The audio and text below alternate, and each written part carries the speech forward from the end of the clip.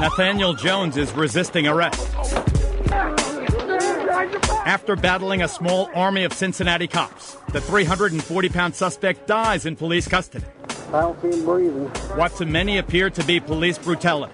A medical examiner blamed on a lethal combination of drugs, obesity, and the mysterious medical condition called excited delirium. It is a human that literally exhausts themselves to death.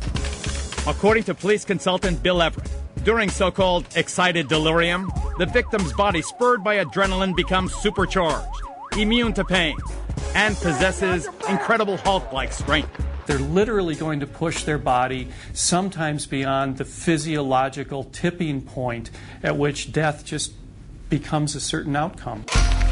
Other symptoms include erratic behavior and a lethal spike in body temperature.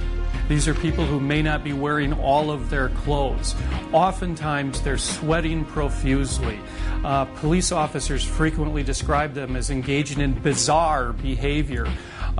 They shout incomprehensibly. You can't tell what they're saying. They're paranoid, hyperactive, aggressive. Almost all known cases of excited delirium have occurred during violent confrontations with cops. The victims either under the influence of drugs or mentally ill, and almost always male.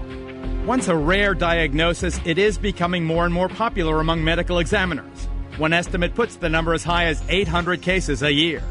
Although its use is on the rise, the excited delirium diagnosis has sparked a firestorm of controversy. The American Psychiatric Association, for example, does not recognize this mysterious malady as a legitimate medical condition. And since it's now being used to explain away deaths that occur in police custody, some are calling it nothing more than a cover-up, an excuse for police brutality. My reaction when the coroner ruled his death excited delirium was that was absolutely ridiculous. Jean Griffin's brother David died 2 years ago while in police custody.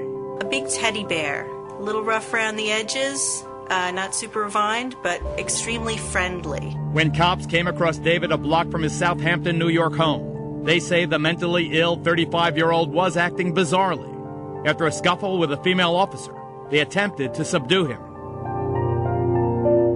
He was tasered. There were at least 18 taser burns on his body. He was beaten from the top of his head to the bottom of his feet. There was bruising all throughout his body. There were cuff marks on his arms and his hands where he was eventually, to some degree, hogtied. Frederick Brewington, a lawyer for David's family, says David was rushed to the hospital, where he died upon arrival.